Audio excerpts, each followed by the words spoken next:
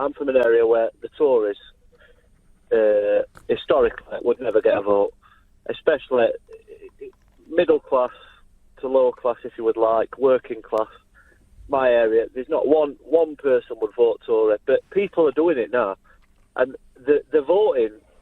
They're voting for things what they don't agree with, but they're voting because there's no alternative. I think what they're doing is you've got a list of leaders of all the major parties, and what they're doing is they're ticking off the ones that they can't vote for because they've all got something wrong, or there's one reason that they can't vote for them, and then Theresa May is left at the end of every list that you make, if that makes sense.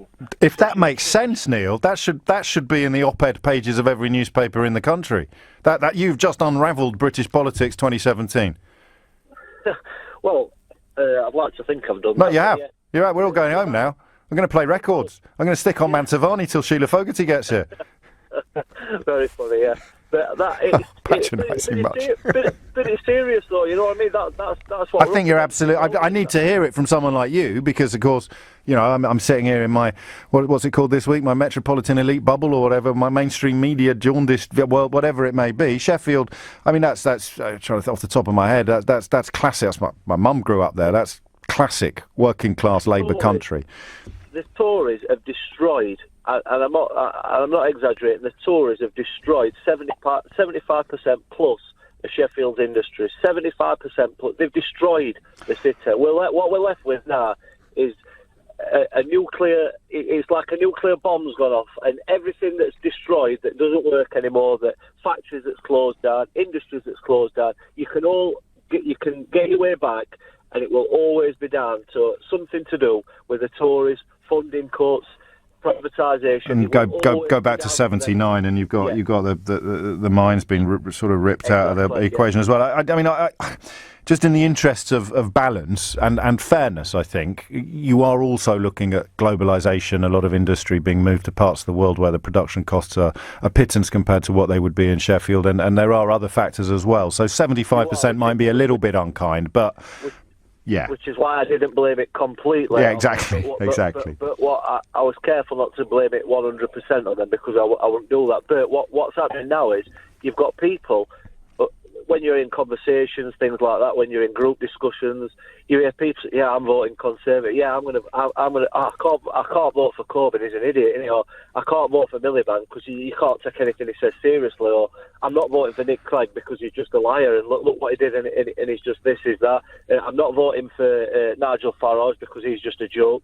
So everybody that is an option, if you like, to vote for, they've all got a reason why why working class northern folk, they've all got a reason why you can't vote for them. So they're voting for Theresa May because she's the only one who doesn't look as if the country would be circling the plug hole by tea time. Even if it does end up circling the plug hole by tea time, she's pulled off the perception trick of not looking like it would be. Yeah, it's like jumping. It's like God, what a caller. It's like jumping off a cliff, and your option is, if you jump off the cliff with Theresa May, you're definitely going to break your leg. If you jump off the cliff with Jeremy Corbyn, you might be dead when you jump off cliff.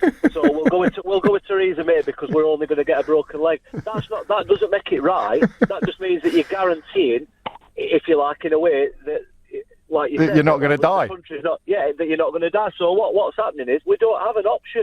And this is the problem. This is the call that should go viral. This is the one, mate. This is the call that should go viral this week because, I mean, that image I have of the list of leaders, and there is an exception to this that I think we saw in Richmond, and I think we saw in the other by-election that wasn't in Joe Cox's old constituency, where Labour did very, very well. Where you have where Jim in Oldham, the candidate up in Oldham. Yeah. Where Labour have a very strong local game, a very, very strong... So it's an ex-council leader or it's someone who does have recognition breakthrough with the voters. But any election, any by-election, any constituency election that is going to be decided according to the leaders of the main political parties, I think you've just described it better than any of the professionals have done. You just cross off everyone who you could never contemplate voting for whatever reason, and the only name left at the bottom, the sort of ball coming out at the bottom of the Kaplunk game, is Theresa May.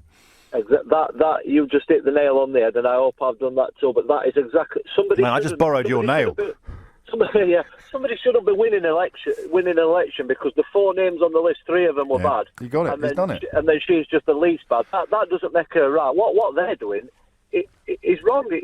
What some of the policies what they've got are just absolutely unthinkable. That anybody from my city and my people, if you like, could be voting for her and that party, but it's happening because there's no alternative. So when we're using language this morning, like yourself have used it, other callers have used it, oh, she's playing a blinder, she's doing this, she's doing that. She's not playing anything. The other 3 are playing that bad a game that it's unthinkable. No, but she has brought in the UKIP vote. She's nullified the UKIP threat to the Tories, and that was deliberate and conscious.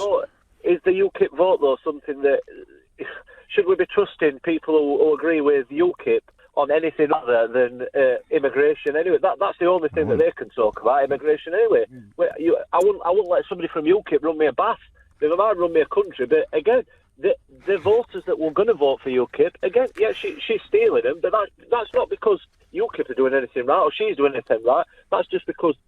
Yeah, you're right. I'm not talking principles, am I? I'm talking pragmatic tactics. I'm talking short-term political tactics. What would not get crossed out? What would a Labour leader look like that didn't get crossed off the list of you and your friends?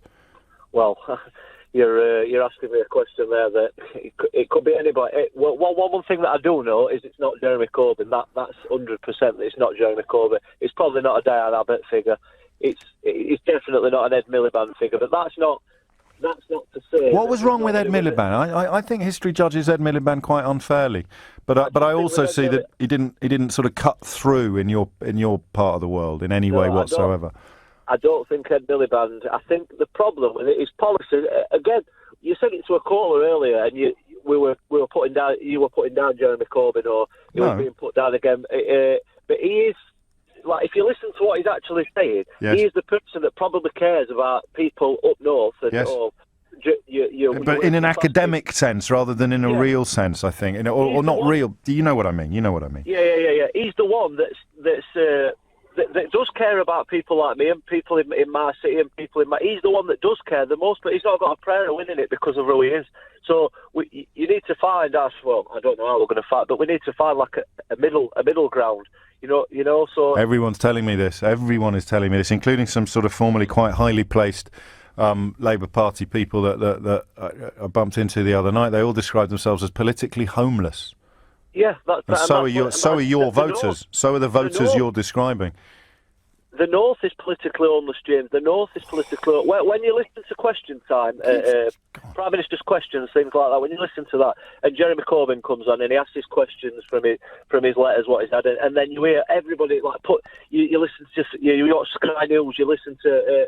and they're putting him down and they say, oh, is this... He failed to land a blow on Theresa May. The things what he said, the issues that he's bringing up, they're real issues. Do you know what I mean? They're real issues. What matters to people like us and people. The letters that he's receiving, they're from real people. He's trying to deal with real issues, but unfortunately, he's just never going to win a vote. So Theresa May at the moment is winning, and that party is riding out for one reason and one reason only, and that's because the opposition isn't good enough to strike a blow on their party. But that doesn't mean that they're right and what they're doing is good for the country. And people need to stop. People need to stop and think when there's, I'm going to vote Tory, I'm going to vote this. That. You need to stop and think and look at what it is that they're trying to achieve. Don't look at what Jeremy Corbyn's doing wrong. Don't look at what Labour's doing wrong. You know what I mean? I know exactly, mate. I'm going to have to go to the travel news before everyone starts calling for you to replace me as the presenter of this programme. Before I do that, who's your favourite politician ever? Oh, that's a long one. Come on. I'm not going to say Dennis Skinner because I'll be laughed off at show. No, you won't. Not this show. I'm not too sure. I couldn't answer. I'll have a think. I'll call you back. How's that one? I look forward to it. And then I can try and sort of gather up some Sheffield-based brownie points by telling you about my granddad's job at the Metropolitan Vickers Steelworks. 11:15. Metropolitan Bubble. Moi.